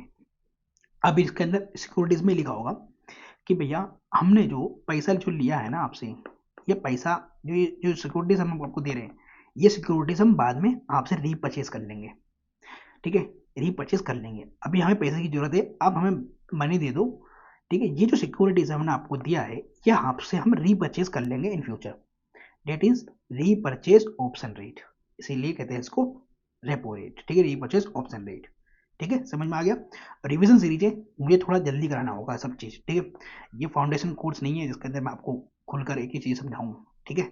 चलो, आपका प्रीलिम्स का एग्जाम पास में है, तो रिवर्स रेपो रेट क्या होगा? मतलब रेपो रेट का रिवर्स। अब इसके अंदर रिवर्स में क्या होगा? यहाँ पर आरबीआई बोरो करेगी, ठीक है, कमर्शियल बैंक से, ठीक है। तो commercial bank in India park their excess fund with RBI for short term period, short term period के लिए होगा, यहाँ पर आरबीआई लेगी, ठीक है, आप ध्यान रखना, रिवर्स है दैट मीन्स आरबीआई लेगी कमर्शियल बैंक से, क्या? बोरो करेगी मनी, ठीक है। अब एमएसएफ समझते हैं, मार्जिन स्टैंडिंग फैसिलिटी, ठीक है। अब देखो, all commercial scheduled banks having current account with the RBI can avail MSF, ठीक है। अब ये होता क्या है? ये ओवरनाइट शॉर्ट टर्म लोन होता है, जो मिल जाएगा आपको 2% ऑफ देयर एनडीटीएल, और एनडीटीएल मैंने आपको ऊपर पढ़ा दिया है, net demand and time liabilities, ठीक है, इस चीज का ध्यान रखना। और इसमें आपको कोलेटर देना पड़ेगा, ध्यान रखना, बैंक से कोलेटर जमा करना पड़ेगा आरबीआई के पास, ठीक है, तभी एमएसएफ के अंडर 2% ऑफ देयर एनडीटीएल वो लोन ले सकती है, ठीक है, आरबीआई से। लेकिन उनका करंट अकाउंट होना चाहिए किसके पास? किसके अंदर? किसके अंदर? मतलब यूपीआई, आरबीआई के अंदर, ठीक है। चलो आगे बढ़ते हैं। Open market operation, open market operation बहुत इंपॉर्टेंट है, यूपीएससी क्वेश्चन पूछती है इसके ऊपर। तो ओपन मार्केट ऑपरेशन नाम से चल रहा है, ओपन मार्केट है, लेकिन इसके अंदर कुछ ऑपरेशन कर रही है आरबीआई। क्या ऑपरेशन कर रही है? वो कर रही है बाइंग और selling of G-Secs government securities, ठीक है, वो भी इन द पब्लिक, पब्लिक मतलब ओपन मार्केट है ना, पब्लिक होगी उसके अंदर, दैट मीन्स कि आरबीआई जो है सेल करती है गवर्नमेंट सिक्योरिटीज को, तो उससे होगा क्या? उससे रिड्यूस होगा मनी सप्लाई, ठीक है, with in the economic controls, thereby controlling inflation. अब मैं देखो इसको समझाता हूँ बहुत प्यार से, ठीक है। तो आरबीआई है, वो कर रही है सेल ऑफ गवर्नमेंट सिक्योरिटीज। ठीक है, तो जी सेक क्या कर रही है, सेल कर रही है। ठीक है, सेल करना मतलब क्या हुआ, बेचना। अब ये पेपर है, कोई बॉन्ड है, इसे बेच रही है। ठीक है, कह रही है भैया इसे खरीद लो, जो भी आप खरीद रहे हो ना, इसके फेस वैल्यू पे आपको अच्छा खासा पैसा मिलेगा। अब ये मत समझो कितना इंटरेस्ट रेट, क्या फेस वैल्यू होता है, ये मत समझो। ये समझो कि ये पेपर है और इस पेपर पे लोगों को कुछ फायदा है खरीदने पे, बस। ठीक है, फ्यूचर बेनिफिट है खरीदने पे। पब्लिक है, पब्लिक ने ये पेपर खरीद लिए। ठीक है, पेपर खरीद लिए, पेपर अब खरीद लिए, तो वो कर रहे हैं buy of government securities from RBI, और ये कर रहे हैं सेल। ठीक है, तो इनका लगेगा मनी, पब्लिक का लगेगा मनी। जो उनके पास मनी है वो किसके पास चला जाएगा, आरबीआई के पास। और आरबीआई ये जो पेपर है, ये पेपर ये किसको दे देंगी, पब्लिक को दे देंगी। दैट मीन्स लोगों के पास हाथ में क्या आया, पेपर, बॉन्ड्स। ठीक है, गवर्नमेंट पेपर्स। और लोगों का मनी कहाँ चला गया, आरबीआई के पास। मतलब लोगों के पास अब मनी उतना नहीं रहा, मनी कम हो गया। मतलब आपका जो मनी सप्लाई है इकोनॉमी के अंदर वो कम हो गया। दैट मीन्स कि मनी सप्लाई कम होने से क्या होगा, इन्फ्लेशन कम होगा। हाउ, बताओ, अभी मैंने पढ़ाया था। जब लोगों के पास पैसा नहीं होगा तो वो डिमांड कैसे करेंगे, परचेसिंग पावर उनकी कम होगी ना। जब उनके पास पैसा नहीं होगा, इनकम नहीं होगी, तो वो डिमांड नहीं करेंगे। जब डिमांड नहीं करेंगे तो कमोडिटीज उनके प्राइस नहीं बढ़ेंगे। जब उनके प्राइस नहीं बढ़ेंगे, दैट में कि इन्फ्लेशन आपका कंट्रोल हो गया इकोनॉमी के अंदर। समझ में आ गया, भाई बोलने वाले हो क्या, नहीं बोलोगे ना, आगे बढ़े। अब इसका जस्ट अपोजिट भी कर लो। ठीक है, अपोजिट करने सिखा दूं, अपोजिट भी कर लो। इधर देखो, सो आरबीआई करेगी अब बाय। ठीक है, अब जब बाय करेगी तो आरबीआई का लगेगा क्या, पैसा, मनी लगेगा। ठीक है, किससे करेगी, पब्लिक से करेगी। ठीक है, पब्लिक के पास क्या है, पेपर है। अब क्योंकि पब्लिक ने पेपर बाय किया था एक टाइम पे, अब इनका लगेगा पैसा। अब इनको चाहिए ये पेपर। ठीक है, ये चाहिए पेपर। क्यों चाहिए, कि आरबीआई जो है क्या करना चाहती है, मनी इंजेक्ट करना चाहती है, मतलब मनी सप्लाई बढ़ाना चाहती है इकोनॉमी के अंदर। तो वो जब वो बाय कर रहे हैं तो ये पैसा किसके जाएगा, किसके हाथ में जाएगा, पब्लिक के हाथ में जाएगा ये पैसा। तो पब्लिक के पास पैसा आएगा, मनी सप्लाई बढ़ेगी, तो पब्लिक क्या करेंगे, डिमांड करेंगी। डिमांड बढ़ेंगी तो डिमांड बढ़ेगा, जब डिमांड बढ़ेगा किसी कमोडिटीज़ का तो सप्लाई भी बढ़ेगा, तो इकोनॉमिक ग्रोथ भी होगी। ठीक है, प्लस साथ साथ में इन्फ्लेशन भी बढ़ेगा। दैट मीन्स कि इन्फ्लेशन और इकोनॉमिक ग्रोथ का डायरेक्ट रिलेशन है। ठीक है, इतना भी समझो आप। ठीक है, तो बाय करने पे क्या होगा, भाई जो बाय करेंगे तो बाय करने में लगता है पैसा, ये पैसा जाएगा पब्लिक के हाथ में, है ना। पब्लिक के दे देगी पेपर, लो जी अपना पेपर रख लो अपने पास। जब लोगों के हाथ में पैसा आएगा तो वो डिमांड करेंगे, डिमांड करेंगे तो सप्लाई भी बढ़ेगा कमोडिटीज का। जब सप्लाई और डिमांड दोनों करे, जब डिमांड करेंगे तो सप्लाई भी बढ़ेगा, तो मतलब इकोनॉमिक ग्रोथ भी होगी। इकोनॉमिक ग्रोथ भी होगी तो इन्फ्लेशन भी होगा। ठीक है, आगे समझ में आगे बढ़ेगा। चलो, तो हमने रेपो रेट समझ लिया। ठीक है, ओपन मार्केट ऑपरेशन समझ लिया, रिवर्स रेपो रेट समझ लिया, एमएसएफ समझ लिया। अब आगे बढ़ते हैं हम। अच्छा, एक बात और, ये ऑपरेशन ट्विस्ट क्या होता है, देखो ऑपरेशन ट्विस्ट में करती है आरबीआई, वो इंसेंटिवाइज करती है लॉन्ग टर्म इन्वेस्टमेंट को bye lowering the long term interest rate. ठीक है, चलो आगे बढ़ते हैं। केस रिजर्व रेशियो, इसके अंदर करना क्या होता है, जो कमर्शियल बैंक्स होते हैं ना, स्कूल कमर्शियल बैंक्स, ठीक है, उनको अपने केस का, ठीक है, जो भी उनके पास डिपॉजिट आ रहे हैं उनमें से वो होगा आपको अपना केस का। ठीक है, केस रिजर्व रेशियो है, इसका नाम भी देखो केस रिजर्व है। वो केस में जो है पैसा जो है किसको जमा करना पड़ेगा, आरबीआई को। आरबीआई को उसका कुछ रेशियो जमा करना पड़ेगा आरबीआई के पास, स्टेट कमर्शियल बैंक को। ठीक है, तो ये minimum percentage of the banks total demand and time limit का होता है, that scheduled commercial bank obliged to deposit with the central bank in the form of cash। ठीक है, और आरबीआई इस पे कोई इंटरेस्ट रेट नहीं देगी, ठीक है, सीआर पे, स्कूल कमर्शियल बैंक को। क्यों, क्योंकि ये पैसा जो है डिपॉजिट जो है आरबीआई के पास जमा कर रहे हैं, ये कौन, स्कूल कमर्शियल बैंक। लेकिन स्कूल कमर्शियल बैंक को देना पड़ता है ना इंटरेस्ट रेट, किसको, पब्लिक को देना पड़ता है ना, सेविंग सेविंग अकाउंट के ऊपर। यस, लेकिन आरबीआई नहीं देगी, ये इसका ध्यान रखना, वही जमा करना ही होता है। ठीक है, ये इनका ऑब्लिगेशन होता है, इस चीज़ का ध्यान रखना, केस रिजर्व रेशियो। ये ऐसा क्यों करते हैं, आरबीआई ऐसा क्यों करती है, आरबीआई क्यों बोलती है भाई केस रिजर्व रेशियो रखने के लिए। देखो वो इसलिए रखती है क्योंकि बैंक रन जैसी सिचुएशन ना हो जाए। अभी बैंक रन क्या होता है, बैंक रन होता है कोई स्केड्यूल कमर्शियल बैंक है, उस पर से लोगों का भरोसा हट गया कि भैया ये जो है हमारे डिमांड जो है, जो डिमांड बोल रहा हूँ मैं, डिपॉजिट जो है जो हमने जमा करा है ये हमें इन फ्यूचर वापस कर पाएगी। मतलब बैंक का लॉस हो रहा है, और बैंक का लॉस हो रहा है तो लोगों का जो है डिमांड वो भरोसा हट गया बैंक से। ठीक है, ट्रस्ट खत्म हो गया, तो लोग करेंगे क्या, अपना पैसा जो है वापस निकालने लगेंगे बैंक के अंदर से, तो ऐसे बैंक रन नहीं हो पाएगा। तो ये बैंक रन जैसी सिचुएशन आ सकती है, इसको हमने बैंक रन बोलते हैं। तो इसलिए बोलती है आरबीआई कि आप कैश रिजर्व रेशियो जो है ना कुछ जमा रखो हमारे पास, ताकि आप सारा अमाउंट, सारा का सारा अमाउंट लोन में ना दे दो, क्रेडिट में ना दे दो, ठीक है, जो भी आपके पास डिपॉजिट जमा हो रहा है ना, आप सारा लोन में ना दे दो, कुछ हमारे पास रखो, ठीक है, ताकि आपकी ये क्या होगी, सेफ्टी बनी रहेगी, सिक्योरिटी बनी रहेगी, ठीक है, ठीक है, क्राइसिस ना आए कोई इन फ्यूचर। चलो आगे बढ़ते हैं। अब ये एस एल क्या होता है, एस एल होता है स्टेचुटरी लिक्विडिटी रेशियो। इसमें करने का होता है जो यहाँ पर है ना net demand and time liabilities है, ध्यान रखना, ठीक है, तो percentage of net demand and time liabilities का केस में, चाहे गोल्ड में, ठीक है, या इनमें से किसी भी थ्री में से कॉम्बिनेशन, मतलब गवर्नमेंट बॉन्ड्स के अंदर भी हो सकता है, या इन तीनों में से किसी भी कॉम्बिनेशन में कमर्शियल बैंक्स को जो है ये डिपॉजिट अपने पास ही रखना होता है, लेकिन साइड में रखना होता है, ठीक है, मतलब ये आरबीआई के साथ नहीं रखती है, ये पैसा आरबीआई के पास नहीं रखती, ये अपने साइड में रखती है, लेकिन आरबीआई को बोलना होता है कि भाई ये जो है ना आप कुछ परसेंटेज आप अलग रखोगे डिपॉजिट का इस फॉर्म के अंदर, ठीक है, केस गोल्ड और गवर्नमेंट बॉन्ड या ट्रेजरी बिल्स के अंदर, ठीक है। चलो आगे बढ़ते हैं। हाँ, एमसीएलआर क्या होता है, तो एमसीएलआर के ऊपर यूपीएससी ने क्वेश्चन ही पूछ रखा है प्रीलिम्स में, तो ये होता है लेंडिंग रेट, ठीक है, तो लेंडिंग रेट क्या होता है, it is the minimum interest rate below which a bank can not lend, ठीक है, बस आगे बढ़ो।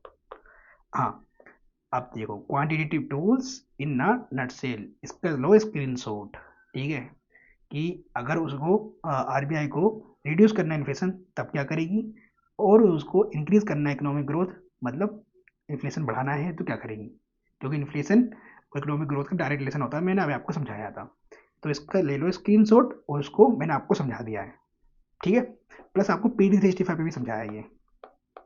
चलो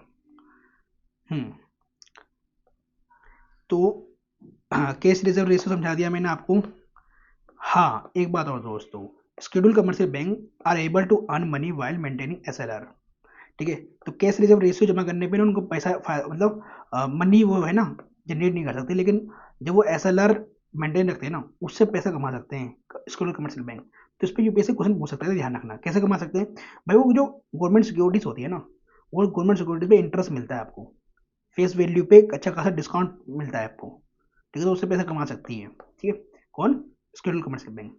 अब क्वालिटेटिव टूल समझ लो, ठीक है, क्वांटिटेटिव समझ गए, क्वालिटेटिव समझ लो, जैसे कि मार्जिन रिक्वायरमेंट्स, मार्जिन रिक्वायरमेंट करना होता है, इसमें गवर्नमेंट जो आरबीआई है ना वो बोल देगी बैंक को कि आप कुछ part of the loan amount which can not B borrowed from the bank, ठीक है, मतलब आप जो है सारा डिपॉजिट में से आपको लोन अमाउंट में नहीं देना, आपको कुछ पार्ट जो है अपने पास रखना है। दैट मीन्स जितना आप मार्जिन रिक्वायरमेंट बढ़ा दोगे उतनी एबिलिटी कम हो जाएगी बैंक की लोन देने में, क्रेडिट देने में। तो in order to decrease money supply, अगर मनी सप्लाई कम करना है तो margin requirement is in the increase by the RBI, ठीक है, बिल्कुल बात सही है, लोन कम कर दोगे तो मनी सप्लाई कम हो जाएगा, तो मार्जिन रिक्वायरमेंट आपने बढ़ा दिया आरबीआई ने, ठीक है। रेशनिंग ऑफ क्रेडिट क्या होता है, तो ये होता है क्रेडिट सीलिंग, ठीक है, क्रेडिट सीलिंग मतलब इससे ज़्यादा हम लोन नहीं दे सकते, सीलिंग कर दिया, ठीक है, कंट्रोल बाय द आरबीआई, ठीक है। मॉरल सुएशन में क्या होता है भैया, मॉरल सुएशन में जो आरबीआई धमकी देती है भैया स्कूल कमर्शियल बैंक को आपको ये डायरेक्शन डायरेक्टिव्स मानने हैं, ठीक है, इधर समझा करो, आगे बढ़े। अच्छा, अकोमोडेटिव समझ लो, अकोमोडेटिव, टाइट और न्यूट्रल, ये क्या स्टांस होते हैं आरबीआई के। अकोमोडेटिव स्टांस अगर आरबीआई बोल रही है कि हमारा अकोमोडेटिव स्टांस है, ठीक है, रेपो रेट पर, that mean central bank is telling the market to expect a rate cut any time, मतलब रेट में वो कट कर सकते हैं कभी भी अकोमोडेटिव। टाइट का मतलब समझ रहे हो आप, टाइट है इम्पेंडिंग द रेट हाइक्स, ठीक है, मतलब रेट हाइक्स कर देंगे तो मॉनेटरी पॉलिसी मनी सप्लाई की हो जाएगा, कम हो जाएगा, रेट हाइक करने का मतलब मनी सप्लाई कम हो जाएगा, तो रेपो रेट आप बढ़ा रहे हो ना, तो रेपो रेट बढ़ा रहे हो तो लोन्स महंगे मिल रहे हैं किसको, शेड्यूल कमर्शियल बैंक को, जब शेड्यूल कमर्शियल बैंक को लोन महंगा मिले तो वो भी आगे लोन महंगा देगा, ठीक है, तो टाइट मनी सप्लाई हो जाएगा, ये टाइट मॉनेटरी पॉलिसी बोल सकते हो आप इसे। न्यूट्रल क्या होता है, न्यूट्रल मतलब means anything can happen any time, कुछ भी हो सकता है एनी टाइम। क्वांटिटी ईजनिंग का मतलब ये होता है कि मतलब आपने मनी सप्लाई बढ़ानी है, क्वांटिटी ईजनिंग करनी है, तो आरबीआई परचेज करता है लॉन्ग टर्म सिक्योरिटीज को फ्रॉम ओपन मार्केट, जब परचेज कर रहा है तो पैसा लगा रहा है ना वो, तो पैसा इसका मतलब इकोनॉमी में पुश कर रहा है, इकोनॉमी में इंजेक्ट कर रहा है, तो मनी सप्लाई का कर रहा है वो इंक्रीज कर रहा है, ठीक है, और ये लास्ट रिजोर्ट माना जाता है जब क्वांटिटी ईजनिंग करते हैं ना, जब वो लॉन्गर टर्म सिक्योरिटीज खरीदती है ओपन मार्केट से आरबीआई। इसका मतलब समझ रहे हो, ये लास्ट रिजोर्ट है। मतलब आरबीआई स्टिमुलेट करना चाहती है इकोनॉमी को, जब इंटरेस्ट रेट वगैरह रेपो रेट से काम नहीं बनना ना, ठीक है, रेपो रेट कम बनने से भी, तो आरबीआई ये लास्ट में ये काम करती है, ठीक है, इकोनॉमिक ग्रोथ करने के लिए। ठीक है, अब आगे बढ़ते हैं और जो भी इम्पोर्टेंट हम वही कवर कर रहे हैं मनी से रिलेटेड अभी हम। तो आरबीआई एक्ट वगैरह तो मैंने आपको पढ़ा दिया, ठीक है। और देखिए और क्या रह गया दोस्तों, हमारा ना मनी चैप्टर कंप्लीट हो गया है, ठीक है, मनी मॉनेटरी पॉलिसी ये सब कंप्लीट कर लिया हमने, ठीक है, कंसेप्ट के साथ। अब हम नेक्स्ट वीडियो के अंदर बैंकिंग सिस्टम को कंप्लीट करेंगे, ठीक है। इसके अंदर में स्ट्रक्चर ऑफ बैंकिंग सिस्टम वगैरह देखेंगे, ठीक है, कमर्शियल बैंक्स वगैरह इनके फंक्शन वगैरह पढ़ेंगे। ये फैक्चुअल है तो इसमें ज़्यादा टाइम नहीं लगेगा, ये आपको बहुत जरूरी था समझना, मनी सप्लाई वगैरह, ठीक है, कोई कंसेप्चुअल था। अगर ये आपको चीज़ें समझ में आ गई ना तो ये बैंक्स पे आराम से समझ लोगे आप, ठीक है। अब आपका काम क्या है, देखो मैं आपको ना ये पीडीएफ, ठीक है, ये पीवाईक्यू वाली प्रोवाइड कर दूंगा टेलीग्राम चैनल पर, ठीक है, ये पीडीएफ टेलीग्राम चैनल पर प्रोवाइड कर दूंगा। आपको करना क्या है, जो मैंने हाईलाइट कर रखे हैं ना क्वेश्चंस, ठीक है, ये सारे हाईलाइटेड वाले, ये सोल्व करके मुझे भेजने हैं, ठीक है। मेरी आईडी आप जानते हो, मैंने आपको टेलीग्राम चैनल के ऊपर ही डिस्क्रिप्शन में ही अपनी आईडी प्रोवाइड कर रखी है। तो ये सारे क्वेश्चन आप लगाओगे खुद से, ठीक है, प्रैक्टिस करोगे, प्लस जो क्वेश्चन नहीं आते आप मेरे से पूछोगे, ठीक है। अकाउंटेबिलिटी बनाओ दोस्तों, बिना अकाउंटेबिलिटी बनाए आप प्रिपरेशन नहीं कर सकते सही से, ठीक है। प्रीलिम्स ऐसे नहीं निकलेगा, क्वेश्चन सॉल्व करने पड़ेंगे, लगाने पड़ेंगे, ठीक है। और एज ए टीचर मैं आपका साथ दे रहा हूँ, ठीक है, तो डोंट वरी, आप ये सारे क्वेश्चंस लगाओ। अगर आपसे नहीं हो पाएंगे तो आपको करना क्या है, क्वेश्चन में से पूछने हैं, मैं नेक्स्ट वीडियो में सारे एक्सप्लेन कर दूंगा, सारे सारे क्वेश्चंस, ठीक है, अगर नहीं हो पा रहे तो आपसे। वैसे मुझे ऐसा लग रहा है कि आप सोल्व कर लोगे, आराम से सोल्व कर लोगे, ठीक है। चलो, अब नेक्स्ट वीडियो के अंदर हम बैंकिंग वगैरह कंप्लीट करेंगे, ठीक है। और ये सब चीज़ें एक्टिव रिकॉल पीडीएफ से आप आराम से अब रिकॉल कर पाओगे, जो भी मैंने आपको अभी पढ़ाया था, ठीक है। ये सब चीज़ें आप रिकॉल कर पाओगे अब आराम से, जो मैंने आपको अभी पढ़ाया था, ठीक है। फंक्शंस ऑफ मनी वगैरह आप आराम से रिकॉल कर पाओगे अब। इसलिए मैं बोल रहा हूँ ये सीरीज इसलिए बेनिफिशियल है क्योंकि आप सब कुछ रिकॉल एंड रिवाइज कर पा रहे हो इजिली, ठीक है। तो एक बात और दोस्तों, देखो 22 एक निकल चुकी है, दैट मीन्स आपका नोटिफिकेशन आ गया यूपीएससी का। आपको फॉर्म आराम से फिल करना है, ठीक है, कोई जल्दबाजी में फॉर्म मत करो। आप एक दो दिन लो, लेकिन कोई गलती बिना करे फॉर्म को भरना, ठीक है, गलतियाँ मत करना, ठीक है। और जो रिजर्व कैटेगरी से हैं वो एक बार सही से नोटिफिकेशन पढ़ लेना, कंसर्न अपने जो भी आपकी रिजर्व कैटेगरी है, ठीक है, ओबीसी नॉन क्रीमी लेयर वाले आराम से इंस्ट्रक्शंस को पढ़ के भरना फॉर्म, ठीक है। तो इसी वीडियो में इसका एंड करते हैं, ठीक है, लेक्चर का एंड करते हैं। नेक्स्ट वीडियो मिलते हैं, अभी के लिए इतना ही, ठीक है, बाय।